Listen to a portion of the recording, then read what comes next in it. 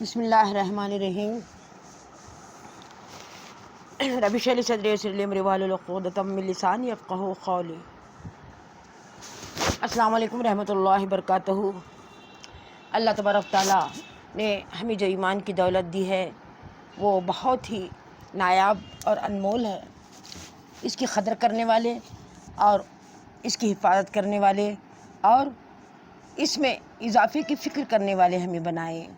ایمان بڑھتا ہے 4 اعمال سے: بولنا، سننا، سوچنا اور اسباب کی نفی کرنا۔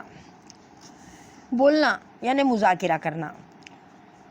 ایمان کا مذاکرہ ایمان والوں کو نفع دیتا ہے۔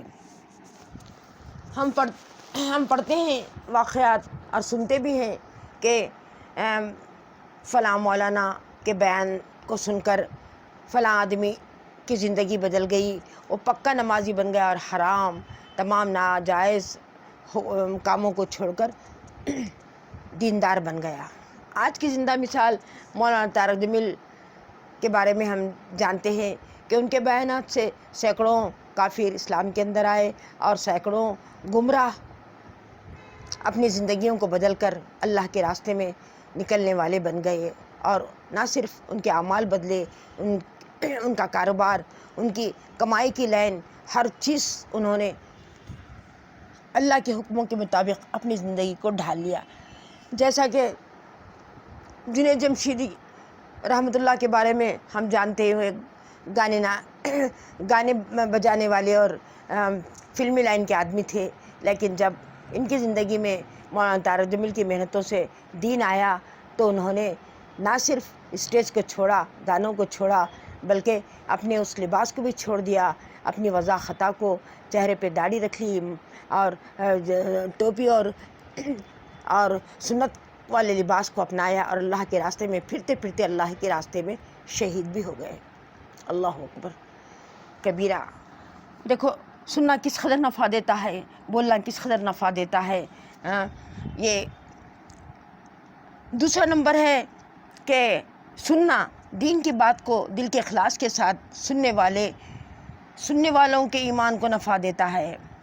ایمان دل میں ایسی تیزی سے بڑھتا ہے دین کی بات سننے سے، جیسے پودے کو کھاد ملنے سے بڑھتا ہے۔ اور پھر یہی سننا جسم کے اعضاء کو اللہ کے حکموں پر چلاتا ہے اور کامل مومن کی شکل میں ڈھال دیتا ہے۔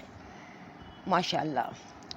اور تیسرا نمبر پہ انسان اپنی سوچ کو بدل دے۔ جب تک آدمی دین کی بات سنتا ہے لیکن اس پر توجہ نہیں دیتا، دھیان نہیں دیتا، غور و فکر نہیں کرتا، تو اس کے اندر اعمال زندہ نہیں ہوتے۔ وہ دین کی بات کو غور و فکر کرے اور اپنی سوچ بنا لے، وہ عمل میں ڈھل جائے گی انشاءاللہ۔ ہم غور و فکر کریں اللہ کی قدرت کی نشانیوں پر۔ بغیر ستون کے آسمان، اللہ تبارک تعالیٰ نے بغیر ستون کے آسمان بنایا اور پہاڑوں کو کھڑا کیا، ہواؤں کو چلایا جس کے بغیر ہم شاید چند سیکنڈ بھی زندہ نہ رہیں۔ دریاؤں کو اور سمندروں کو ہمارے لیے اللہ پاک نے پیدا کیا کہ بغیر پانی کے شاید ہم چند دن بھی زندہ نہ رہ سکیں۔ اور خود اپنی ذات کو سوچ کا مرکز بنائیں، یعنی ہماری اپنی ذات، ہمارے ہاتھ پیر، ہمارا دماغ، ہمارا دل، ہمارے اندر کے اعضاء، جس روٹی بوٹی کو ہم نے کھایا،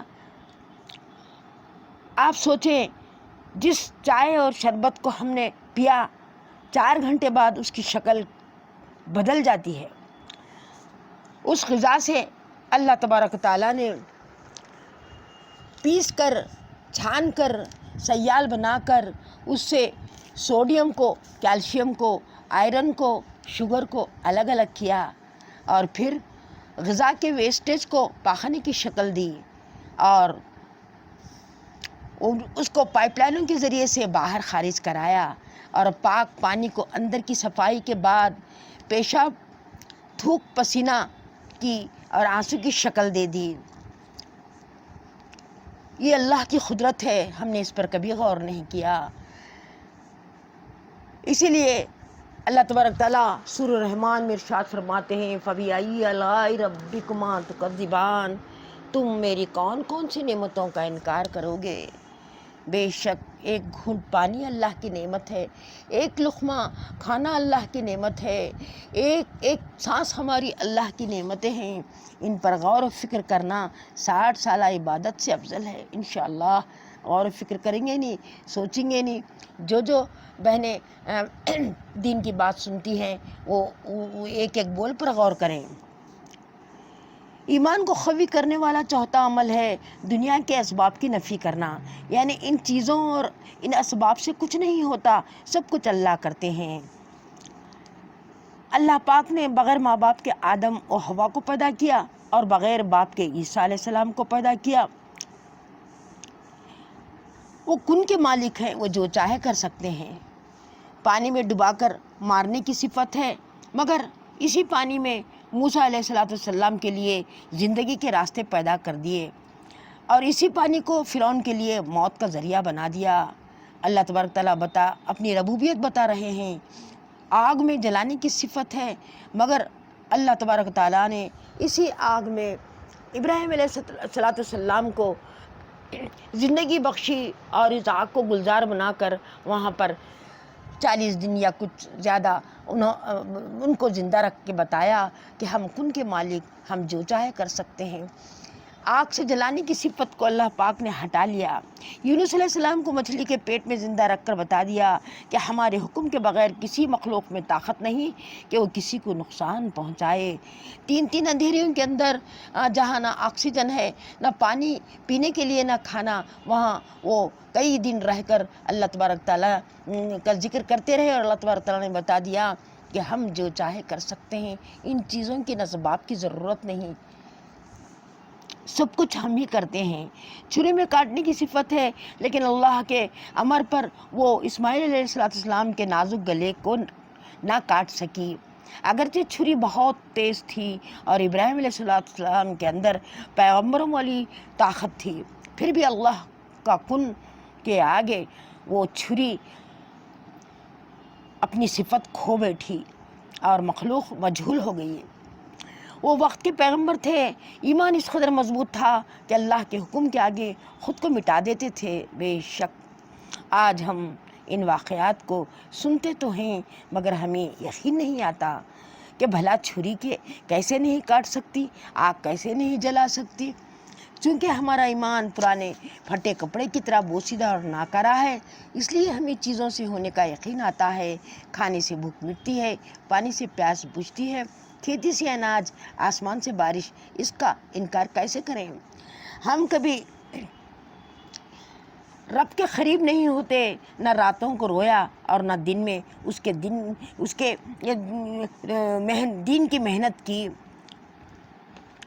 وہ اللہ والے ایسے تھے کہ نہ راتوں کو سویا، نہ دن میں اپنے روزی روزگار میں لگے، بلکہ راتوں کو روتے تھے، سوتے نہیں تھے، اور دن میں دین کی محنت پر ننگے پیر بھوکے پیٹ پھر کر دین کی دعوت دیتے تھے۔ وہ امت کے لیے رونے والے تھے اور اپنی بھوک پیاس کا کبھی خیال نہ کرتے تھے، اور آج ہم پیٹ بھر کھانا کھا کر، ہاضمولے کی گولیاں کھا کر اور 7 اپ پی کر، ڈکاریں لے کر، نماز چھوڑ کر موبائلوں میں ہنستے اور پاگلوں کی طرح واولا کرتے ہیں، اور رات اسی میں کٹ جاتی ہے۔ اللہ ہماری حفاظت فرمائے اور ایمان کو مضبوط کرے، اور ان 4 باتوں پر انشاءاللہ غور و فکر کریں، عمل کریں گے تو انشاءاللہ ہمارا ایمان قوی ہوگا۔ آمین یا رب العالمین۔